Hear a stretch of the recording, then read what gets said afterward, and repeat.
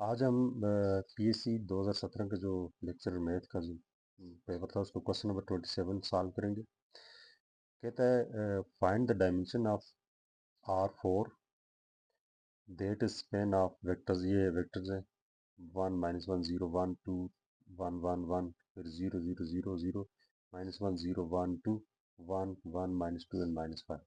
तो ये स्पेन कर रहा है, इसका स्पेन 3 या 1 है 4 और 2 है। तो पहली बात है हम इसको मैट्रिक्स की फॉर्म में लिखते हैं 1 2 -1 1 1 2 -1 1 ये जीरो वाला तो जीरो वेक्टर है, इससे तो कोई फर्क ही नहीं पड़ता। तो ये जब सब मैट्रिक्स की फॉर्म में लिखा है तो उसको ट्रांसफॉर्म करते हैं टू एचुलन फॉर्म। वो प्रोसेस लेंथी था, मैंने सॉल्व करके इसके एचुलन फॉर्म में यहाँ पे लिख दिया।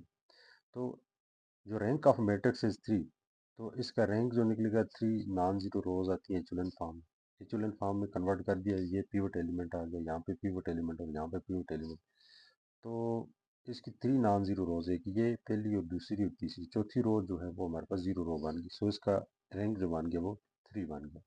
So the dimension of R4 that is span of vectors is 3, तो इसका स्पेन जो है वो 3 है। अब लीनियर ट्रांसफॉर्मेशन से आगे, let T from V to W be a linear transformation then which of the following is true. कौन सा ट्रू है? जो कर्नल ऑफ टी है वो सब स्पेस ऑफ डब्ल्यू है। ये जो ट्रांसफॉर्मेशन है वो वी से डब्ल्यू है।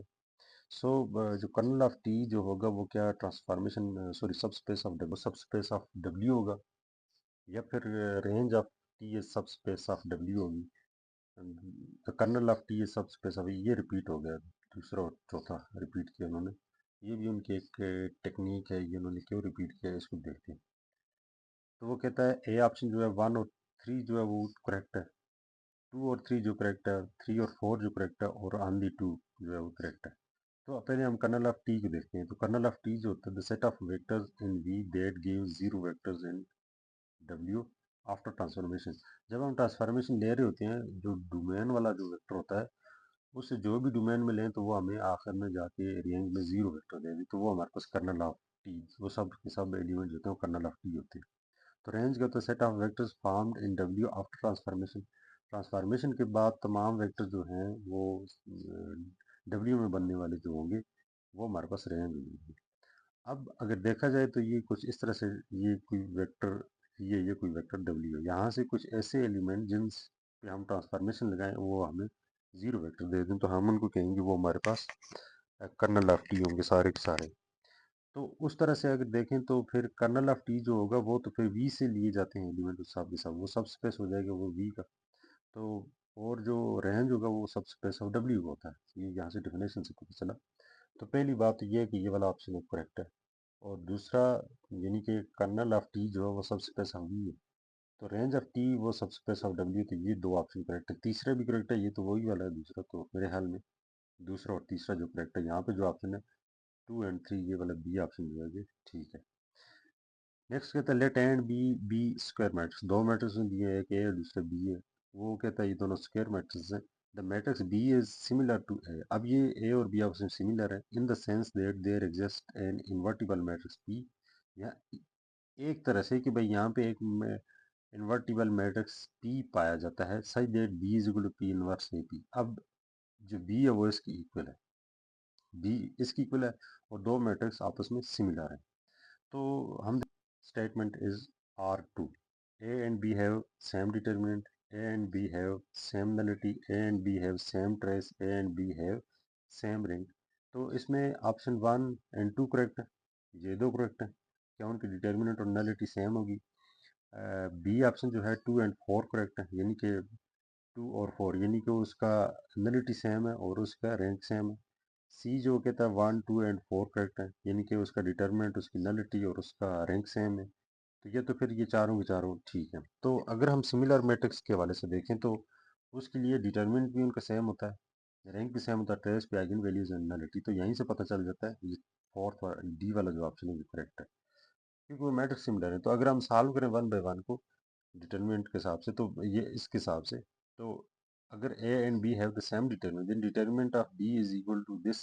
इसका तो बी पूरा मैट्रिक्स पी इनवर्स है पी की, दोनों तरफ डिटर्मिनेंट लेते हैं तो अलग अलग डिटर्मिनेंट आ जाएगा। तो इसका तो 1/p one over determinant of P, determinant of A, determinant of P, P से कैंसिल हो जाएगा तो determinant of A is equal to B हो जाएगा। यहाँ से तो ये पता चल जाता है। नेक्स्ट कहता है कि A and B have same nullity as nullity depends upon rank sense। तो nullity जो होता है वो नंबर ऑफ मैट्रिक्स में से, सॉरी नंबर ऑफ कॉलम में से रैंक को माइनस कर दिया जाता है। उसके नंबर ऑफ कॉलम्स कितने, जैसे पीछे एक मैट्रिक्स का रैंक हमारे पास 3 आया था, तो उसके नंबर ऑफ कॉलम जो थे 5 थे, तो 5 में से 4 थे, सॉरी 4 में से 3 माइनस करो तो 1, उसकी nullity आ जाएगी 1। तो सिमिलर मैट्रिक्स की nullity जो होती है वो सेम होती है, तो क्योंकि उनका रैंक सेम है। तो जब दोनों का रैंक सेम है तो फिर उनके नंबर ऑफ कॉलम्स भी सेम होंगे, तो उनमें उनकी नलिटी रैंक को माइनस करेंगे तो वो फिर माइनस करके फिर आपके पास नलिटी भी सेम आ जाती है। तो ये सब ऑप्शन, ये ऑलमोस्ट, ये देखें अगर ट्रेस को देखें तो सम डायगोनल वैल्यू देते हैं, तो उनके एलिमेंट भी सेम है तो डेफिनेटली वो सिमिलर है, तो फिर इसका मतलब है कि उनका सॉरी ट्रेस भी सेम होगा। ए एंड बी है, तो फिर ये वाला ऑप्शन डी वाला जो मुझे लग रहा है वो करेक्ट है। नेक्स्ट जो है ग्रुप थ्योरी से आगे, let B and C are the elements of a group G. एक ग्रुप जी है जिसके दो एलिमेंट है बी और C, and E is identity element of G. E उसका कोई आइडेंटिटी एलिमेंट है, तो देन जो है if if B power 5 is equal to C cube is equal to E, then inverse of B C B square is.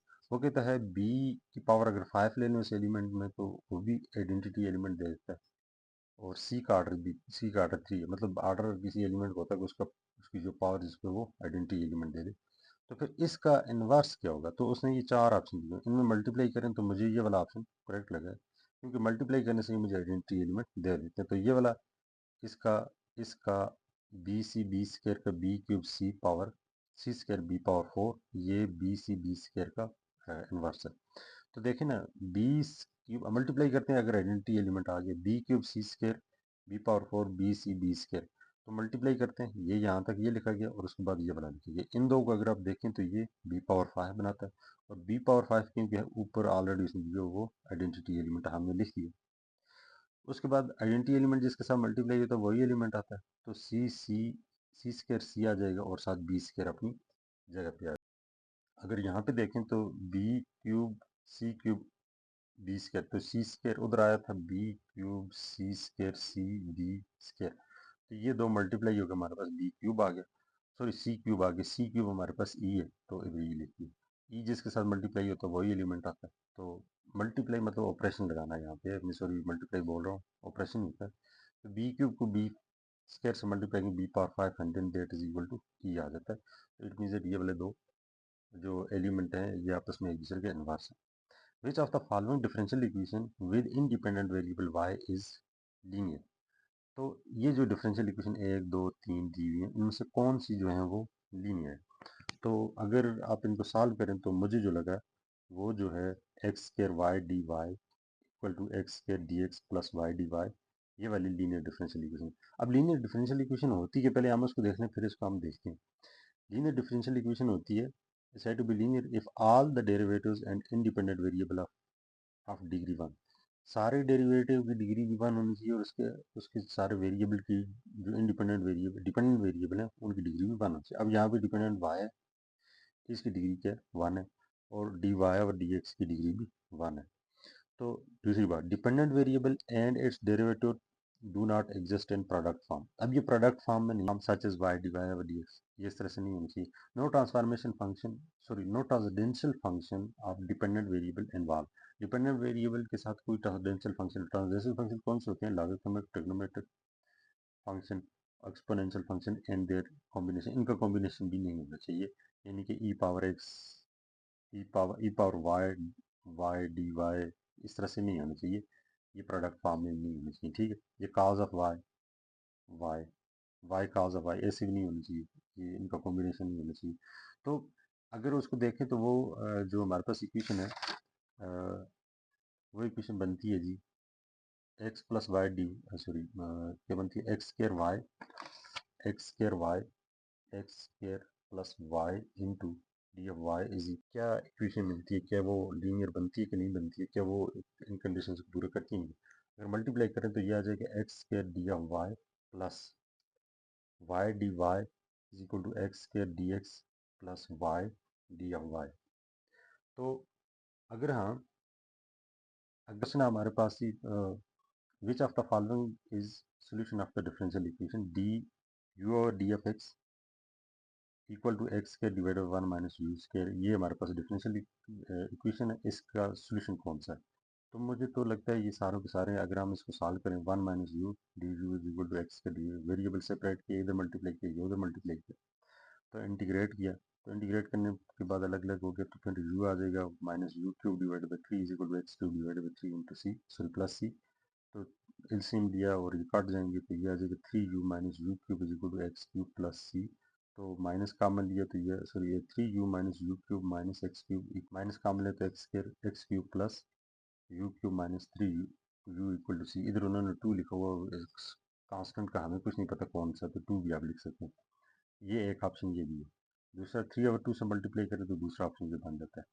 तीसरा minus 2 से multiply करें तो तीसरा ऑप्शन ये बन जाता है। तो ये 1 2 एंड 3 आर 2, तो इसमें से ये 2 हो सकते हैं।